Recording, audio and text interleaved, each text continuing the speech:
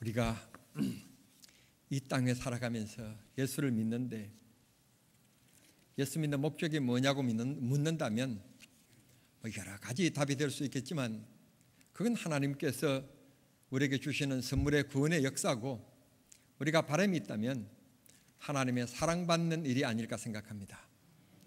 이 말을 좀 더 적극적으로 표현한다면 우리가 하나님의 축복을 받아야 됩니다. 축복을 우리가 다 염원하고 있는데 무조건 축복은 주지 않습니다. 하나님께서 축복받을 만한 일이 있기 때문에 하나님께서 축복을 주시는 줄 믿습니다. 학생이 학교에서 공부를 잘하고 못하고 하는 것은 두 번째 문제고, 첫 번째는 학교의 정한 시간에 잘 등교를 해야 됩니다. 회사원은 유능한 회사원이다 아니다 라고 하는 것을 떠나서 정한 시간에 회사에 출근을 해야만 하는 것입니다. 어떤 사람들은 예배를 신령과 진정으로 드리는데 그렇게 드리면 되느냐라고 얘기하는 분들이 있는데, 그럼에도 불구하고 우리가 이 예배 시간에 이 자리에 와 있다는 것은 분명히 큰 축복입니다. 여러분, 이상스러운 것은요, 설교 시작하면 주무시기 시작하는 분들이 계십니다. 그런데 더 신기한 것은 설교 마칠 때가 되면 딱 눈 뜨면서 아멘 그럽니다.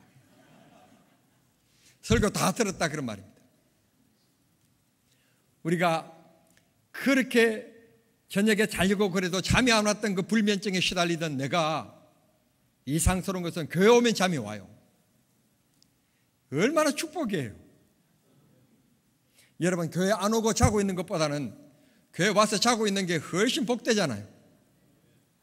예배가 이렇게 귀한 거예요. 소중한 거예요.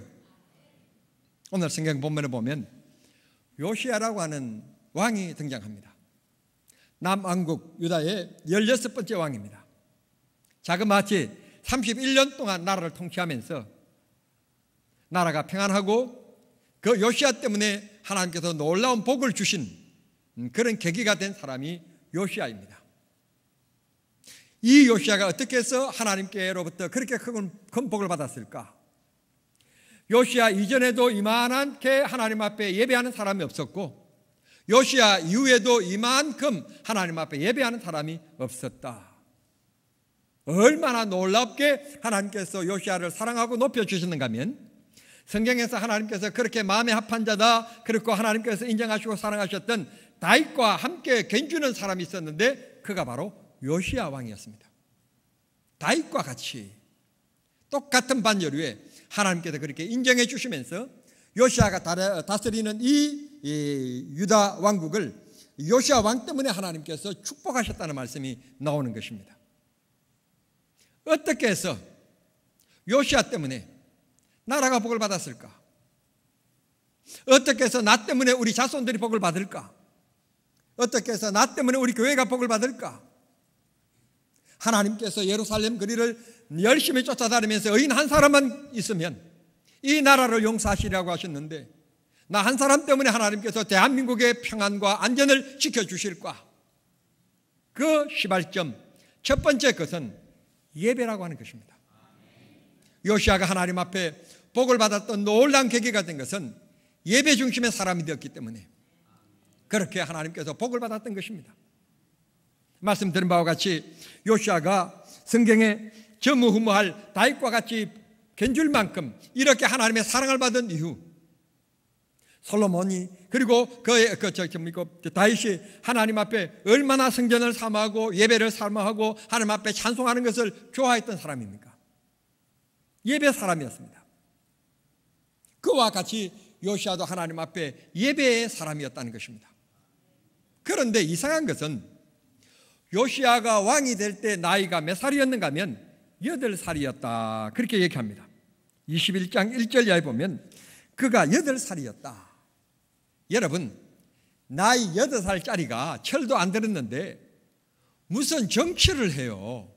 무슨 왕노릇을 합니까?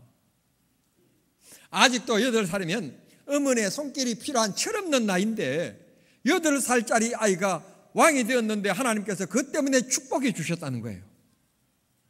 그러면서 아버지 얘기에 대해서는 별 그렇게 언급하지 않으면서 22장 1절에 보면 이 요시야가 8살 때 왕이 되었는데 그의 어머니가 누구였다 그러면서 소개하고 있습니다. 22장 1절입니다.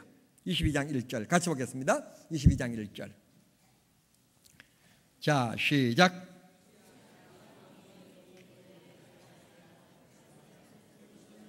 그의 어머니의 이름은 그리요. 또 여기 이제 어머니의 이름이 나와 있는데요. 이다야. 이 어머니의 이름이 나오는데 열왕기상 6장에 보면 이 어느 계파인가 어느 지파인가 우리가 지금 본문을 봐서는 알 수가 없는데 열왕기상 6장에 보면 이 지파가 레위 지파였어요. 그러니까 목사의 딸이었다 그런 말입니다. 목사의 딸이었기 때문에 이 어머니가 이 요시야를 위해서 얼마나 기도했을까요? 사랑하는 성도 여러분, 아니 부모 되신 여러분, 여러분의 아들 딸들을 위해서 열심히 기도하는 것 절대로 헛되지 않습니다. 하나님이 들으시고 응답하시고 때가 되면 높이시고 축복해 주십니다. 8살짜리가 왕이 되었지만 뭐 이봐라 저봐라 뭐 할 기회가 있었겠습니까? 그런데 어머니가 가르친 겁니다. 임금으로서 이런 말을 하면 안 되고 이런 행동을 하면 안 되고 오늘 이렇게 모임을 가지면 이런 신하들과 함께 회의를 하면 이런 말씀을 해야 되고 하면서 어머니가 다 가르쳐 준 거예요. 다시 말씀드리면 어머니가 시킨 대로 했어요. 효자였지요. 기도하는 어머니, 믿음의 어머니를 둔 것이 요시야가 복을 받는 계기가 된 것입니다. 여러분, 나 때문에 우리 아들 딸들이 복을 받아야 되겠는데 내가 그저 예수 믿는 것도 아니고 안 믿는 것도 아니고 찬 것도 아니고 뜨거운 것도 아니고 미지근하게 이것도 아니고 저것도 아니고 이렇게 예수 믿어서 우리 아들 딸들이 복을 받겠습니까? 제대로 예수 잘 믿어서 우리 아들 딸들이 제대로 하나님 앞에 복을 받는 자랑거리가 되는 역사가 있어져야 되지 않겠습니까? 지난주에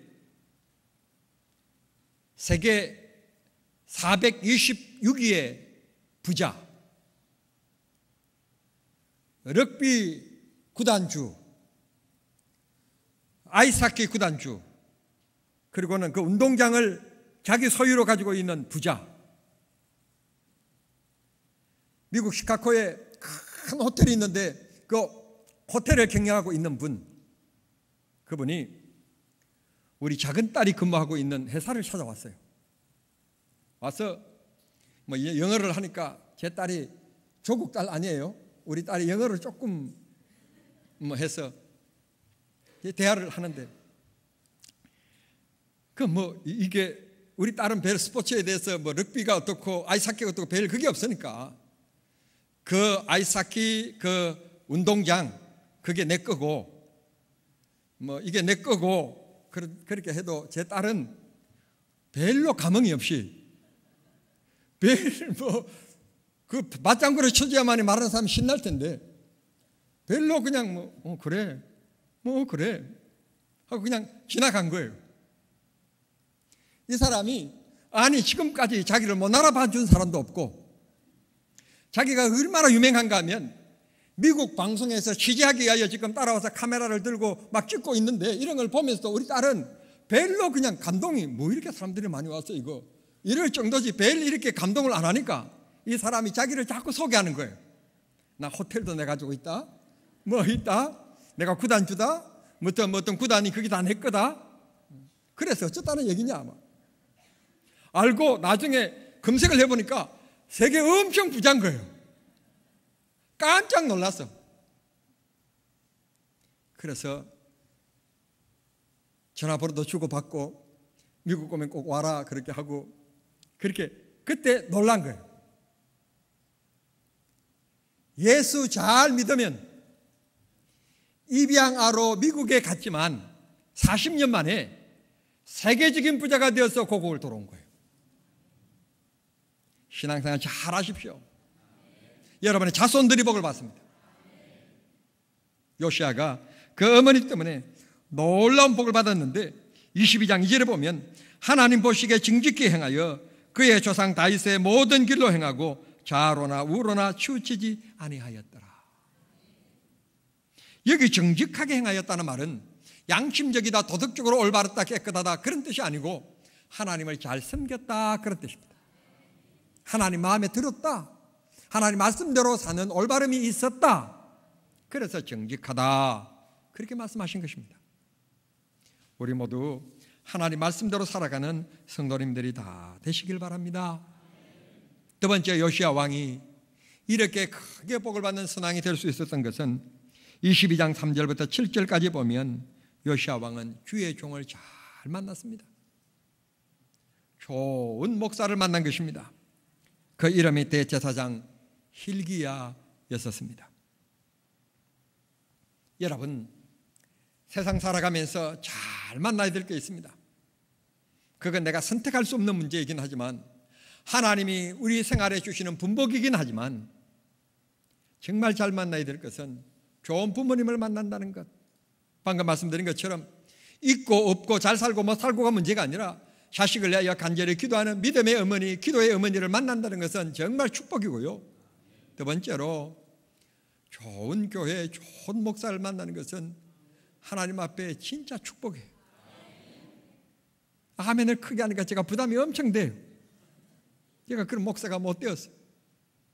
그러나 우리가 하나님 앞에 정직하게 살기를 원하고 주의 영광을 위하여 살기를 원하고 주의 뜻을 섬기며 살기를 원하는 순수한 믿음을 가지면 주님이 영광 받으시리라고 믿습니다. 좋은 제사장을 만나서 제사장이 시키는 대로 잘 행했습니다. 그만 보니 유다는 하나님께서 사랑하신 우리나라인데 하나님의 교회가 30년이 넘도록 교회가 빗장을 치고는 사람이 출입을 하지 않고 먼지가 수북히 쌓여진 채로 폐허가 되어 있는 것입니다. 그런데도 불구하고 소수의 국민들이 소수의 사람들이 모여서 안식일이 되어지면 하나님 앞에 예배하는 광경을 봅니다. 요시야가 그때 헌금계 안에 들어오는 이 돈은 얼마가 들어왔는지 세어보지도 말고 그 돈은 주의 종 hil기야, 제사장 hil기야라면 믿을 수가 있으니까 그 세어보지도 말고 맡겨라, 다 주고 hil기야는 그 돈을 가지고 이 폐허가 된 이 교회를 다시 보수하고 이렇게 수축하는데 이 돈을 잘 쓰고 이 시대에 정말 제사장이 있다는 것을 가지고 예배를 회복하도록 그렇게 써주십시오, 그렇게 노력해 주십시오 하고 맡깁니다. 믿고 맡긴 것만큼 hil기야는 성실하게 성전을 보수했습니다. 보수하다가 강대상에서 책 한 권을 발견하는데 율법책이었습니다. 그 율법책을 보니 하나님의 말씀이었습니다. 왕에게 그 사실을 알게 되었고 왕은 하나님의 말씀 책을 발견했으면 국민들도 알아야 되니 그 국민들에게 다 낭독해서 귀에 들려드려라. 그래서 읽어 다 듣게 만들어주는 신앙 부흥운동이 일어나게 된 것입니다. 하나님을 잊고 살았던 그들, 세상에 먹고 마시면서 풍요로움 속에서 심취하여 살아갔던 그들이 하나님을 다시 찾기 시작한 것입니다. 안식일 날, 주일은, 일요일은 먹고 마시면서 엉청신청 그렇게 TV 보면서 노는 날이 아니라 하나님 앞에 예배하는 날이라는 것을 그들이 깨닫고 안식일 예배를 회복하게 된 것입니다. 그때부터 하나님께서 그들에게 복을 주셨고 31년 동안 요시야가 나라를 다스리는 동안에 어려운 일 없이 평안을 유지할 수 있도록 하나님 축복해 주셨습니다. 태평양을 향하여 미사일이 날아갔다 그런 일이 없었습니다. 지도자인 요시야가 하나님 앞에 무릎을 꿇고 기도했더니 그런 불안한 일이 없었던 것입니다. 지도자가 하나님 앞에 바로 서면 나라의 불안이 없어지는 겁니다. 하나님을 거역하고 상평등이 어떻고 저렇고 잘못된 지도자가 있으면 미사일이 날아가고 국민들이 불안해지게 되는 것입니다. 회개해야 합니다. 하나님이 사랑하면 하나님이 책임져 주십니다. 하나님이 붙드십니다. 머리를 깎는 일이 중요한 것이 아니라 하나님 앞에 무릎을 꿇는 일이 중요한 일입니다. 하나님 찾아야만 합니다. 제발 머리를 깎고 이런 일을 하지 말고 하나님 앞에 무릎을 꿇어요. 대통령 예수를 믿지 않는다면 청와대에 있는 그 많은 사람들 가운데 예수 믿는 사람들이 있을 건데 하나님 앞에 무릎을 꿇으세요. 국회가 왜 이러고 저러고 이렇게 어지럽습니까? 기독교인들이 지금 났어야 될 때 아닙니까? 기독인 국회의원들이 있을 거잖아요. 그들이 하나님 앞에 무릎을 꿇고 행간 앞에서 금식기도라도 해라. 금식이라도 해서 기도하면서 나라를 위하여 무릎을 꿇어야 되잖아요. 장로라는 분들이 국회의원인데 무엇하는 거예요 지금? 왜 나라를 이렇게 국민들을 걱정스럽게 만들고 어지럽게 만듭니까? 믿는 사람들이 지금 하나님을 찾아야 될 때인데.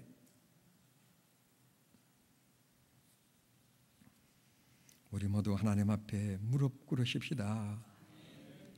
어린 요시아는 철도 없었지만 제사장 hil기야가 성경에 읽어주는 그대로 그 말씀 그대로 행하고 순종하기를 시작했습니다. 그래서 하나님께서 복을 받았습니다. 23장 1절에 보면 이 요시아 왕이 모든 신하들에게 다 신하들 모이라. 그리고 우리가 하나님 앞에 나아가자. 하나님 앞에 예배하자. 그때부터 하나님께서 나라에 부흥을 주신 것이고 나라에 평안을 주신 것입니다. 나라에 안정을 주신 거예요. 22절에 오늘 말씀 본문에 보면 얼마나 유월절 예배가 성대했는지 전에도 이런 예배가 없었다.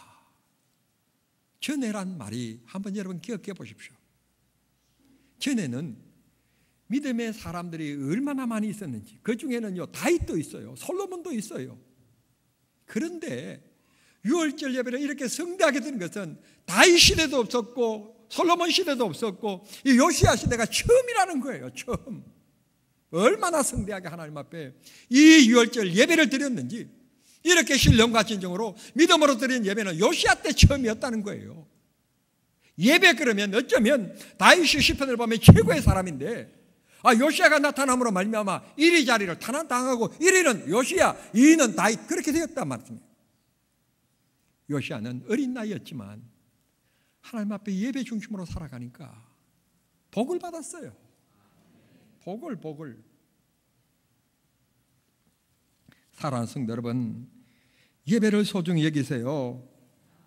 다른 모임에는 빠지면 벌금이 있다. 그래서 그 모임은 빠지면 안 되고 예배는 빠져도 아무렇지도 않다. 그래서 예배를 빠진다면 여러분 잘못된 믿음의 생활이에요. 병원에 입원하는 일이 있지 않는 한 하나님 앞에 예배하는 일에 최선을 다하십시오. 아멘을 제 혼자 할게. 제 혼자. 이거 말이야. 아멘.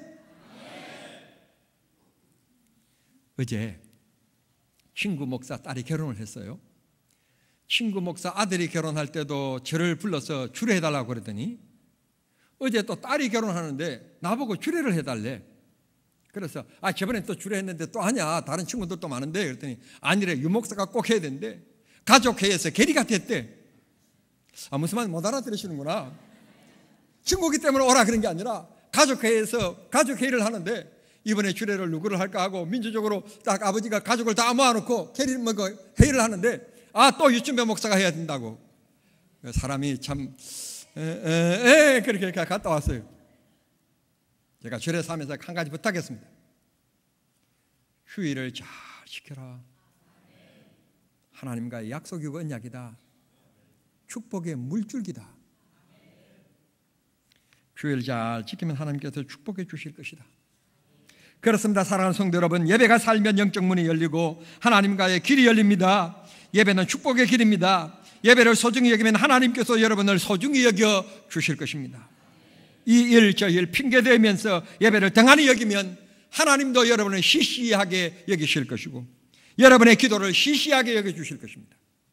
예배를 소중히 여기면 여러분의 기도를 하나님께서 가장 소중하게 여겨주실 것입니다. 요한복음 4장 23절에 보면 하나님은 예배하는 자를 찾으신다 하셨습니다. 요한복음 6장 44절에 보면 주 앞에 나오는 자를 마지막 날에 하나님께서 영생으로 살려주실 것이다 말씀하셨으니 야곱을 소중히 여기기를 바랍니다. 야곱 그는 사기꾼이었고 야곱과는 실수도 많은 사람이었습니다. 그러나 그에게 문제가 있을 때마다 얘들아 다 모여라, 하나님 앞에 예배하기 위하여 베델로 올라가자, 예배를 찾았던 사람입니다. 편안할 때는 하나님 앞에 예배하는 일에 그렇게 집중하지 않았지만 힘들고 어려운 일이 있을 때는 자식들을 다 모아놓고 베델로 올라가자, 교회에 가자, 예배를 회복시키는 사람이었습니다. 그래서 아브라함의 하나님, 이삭의 하나님, 야곱의 하나님이 된 것입니다. 야곱은 하나님 앞에 축복의 사람이 되었고 야곱의 기도는 그대로 이루어지게 된 것입니다. 옛날에 아들이 중학교생이 되었을 때 아버지가 갑자기 사고로 세상을 떠나버렸어요. 아들이 하나밖에 없는 거예요. 아들이 얼마나 효자인지 대학을 나와서 결혼을 하고는 아이가 태어나서 돌이 되어서 아장아장 걸어다닐 때까지 웬만한 주일날 빠진 일이 없이 거의 대부분 어머니에게 찾아와서, 어머니가 교회 근사인데 어머니 교회에 함께 예배를 드리고 올라가고 어머니를 그렇게 잘 공경했어요. 그러니까 한 2년 동안이죠. 며느리도 얼마나 참 효부인지 하자는 대로 2년 동안, 쉽지 않는 일입니다. 결혼하고 나서 아이가 태어나서 돌이 될 때까지 2년이 넘도록 그렇게 시간만 되어지면 홀로 계시는 어머니 시골로 찾아가서 어머니와 함께 문안 인사를 드리고 식사를 하고 예배를 드리고 올라오고, 그렇게 효자였어요. 그 아들이 결혼하기 전에는 교회에서 성가대도 하고 주일학교 교사도 하고 그랬는데 결혼하고 나서는 어머니 찾아다닌다고 성가대도 못하고 주일학교도 못하고 그냥 어머니 뵙고 그렇게 있는 거예요. 아들 마음은 어머니가 점점 늙어가고 있는데 내가 젊었을 때 어머니를 자주 찾아뵈야지, 그 효자의 마음을 가진 거예요. 그랬던 어느 날 목사님께서 예배에 대한 설교를 하시는데 이 어머니 마음이 딱 깨달아지는 거예요. 아하, 주일날 내가 아들을 만나고 손자를 보고 며느리를 보고 너무 기쁘고 같이 하나님 앞에 예배하는 이게 너무너무 기쁘고 좋긴 하지만 이게 아니구나. 등록한 교회 나가서 그 교회에서 봉사도 하고 성가대도 하고 그래야 되는 거지. 이게 주일날 찾아와서 내가 이렇게 좋아할 일이 아니구나. 설교하는데 이 예배에 대한 말씀을 듣고는 깨달아져서 그 주일날 점심을 먹고는 집으로 가려고 하는 그 아들 내외를 앉혀놓고는 아들아, 며느라기야, 생각해보니 지난 2년 동안 너무 고마웠다. 나는 너희들 얼굴 보는 것으로 그냥 아무 생각 없이 이렇게 지났는데 오늘 목사님께서 예배에 대한 설교를 하시는데 내 마음속에 성령께서 깨닫는 은혜를 주셨다. 그래서 이제는 특별한 날만 오고 주일날은 절대로 오지 말아라. 그리고 집 옆에 등록한 교회 나가서 성가대로 봉사하고 젊었을 때 시간 있는 대로 섬기도록 해라. 어머니가 깨닫고 그 아들에게 이제 섬기는 교회 가서 예배 생활 잘하기로 그렇게 부탁을 한 것입니다. 좋아한 것은 며느리였습니다. 너무너무 좋았습니다. 그 교회 앞장서서 성가대에서 봉사한 것은 아들이 아니라 며느리였습니다. 신났습니다. 여러분, 젊은 날에 주님 앞에 봉사할 수 있다는 것이 얼마나 축복인지 모릅니다. 하나님 잘 섬기는 예배자가 꼭 되길 바랍니다. 요시아는 예배를 온 백성과 함께 드림으로 말미암아 나라가 복을 받는 계기가 되었고 본인은 하나님 앞에 늘 하나님 앞에 드리는 예배자로 생활함으로 다윗과 견줄 수 있는 인물로 하나님 앞에 사랑받게 되는 사람이 되었던 것입니다. 예배는 돈이 필요로 하지 않습니다. 예배는 좋은 옷을 필요로 하지 않습니다. 예배는 내 몸을 드리는 것입니다. 예배는 내 마음을 드리는 것입니다.